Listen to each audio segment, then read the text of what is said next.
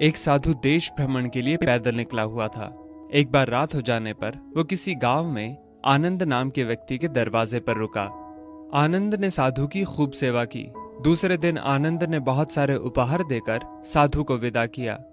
साधु ने आनंद के लिए प्रार्थना की, भगवान करे तू दिनों दिन बढ़ता ही रहे।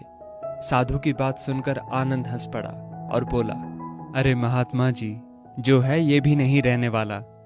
साधु आनंद की ओर देखता रह गया और वहां से चला गया। 2 वर्ष बाद साधु फिर आनंद के घर आया और देखा कि सारा वैभव समाप्त हो गया है। पता चला कि आनंद अब बगल के गांव में एक जमींदार के यहाँ नौकरी करता है। साधु आनंद से मिलने गया। आनंद ने अभाव में भी साधु का स्वागत किया। झोपड़ी में फटी चटाई पर बिठाया, खाने के लिए सूखी रोटी दी। दूसरे दिन जाते समय साधु की आंखों में आंसू थे। साधु कहने लगा, हे भगवान, ये तूने क्या किया? आनंद पुनः हंस पड़ा और बोला, महाराज, आप क्यों दुखी हो रहे हैं? महापुरुषों ने कहा है कि भगवान इंसान को जिस हाल में रखे, इंसान को उसका धन्यवाद करके खुश रहना चाहिए। समय सदा बदलता रहता है और सुनो, ये भी नहीं रहने वाला। साधु मन ही मन सोचने लगा, मैं तो केवल भेष से साधु हूं, सच्चा साधु तो तू ही है आनंद। कुछ वर्ष बाद साधु फिर यात्रा पर निकला और आनंद से मिला तो देखकर हैरान रह गया कि आनंद अब तो जमींदारों का जमींदार बन गया है। मालूम हुआ कि जिस जमींदार के यहाँ आनंद नौकरी करता था वो संतान विहीन था। मरते समय वो अपनी सारी जायदाद आनंद को दे गया।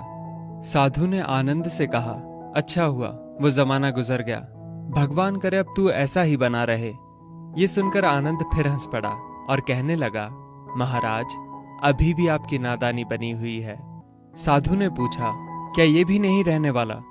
आनंद ने उत्तर दिया, हाँ, या तो ये चला जाएगा या फिर इसको अपना मानने वाला ही चला जाएगा।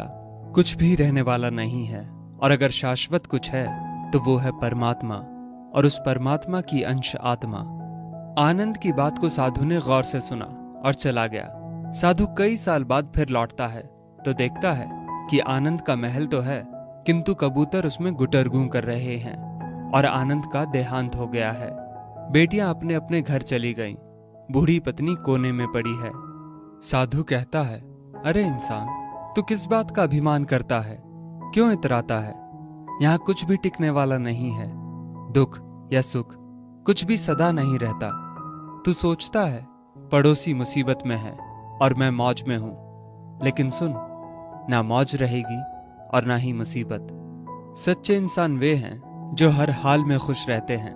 मिल गया माल तो उस माल में खुश रहते हैं, और हो गए बेहाल तो उस हाल में खुश रहते हैं। साधु कहने लगा, धन्य है आनंद तेरा सत्संग, और धन्य है तुम्हारे सतगुरु। मैं तो झूठा साधु हूं, असली फकीरी तो तेरी जिंदगी है। अब मैं तेरी तस्वीर देखना चाहता हूं, कुछ फूल चढ़ाकर दुआ तो मांग लूं। साधु दूसरे कमरे में जाता है तो देखता है कि आनंद ने अपनी तस्वीर पर लिखवा रखा है, आखिर में ये भी नहीं रहेगा। खूबी और खामी दोनों ही होती है हर इंसान में। जो तराशता है उसे खूबी नजर आती है, और जो तलाशता है उसे खामी नजर आती है।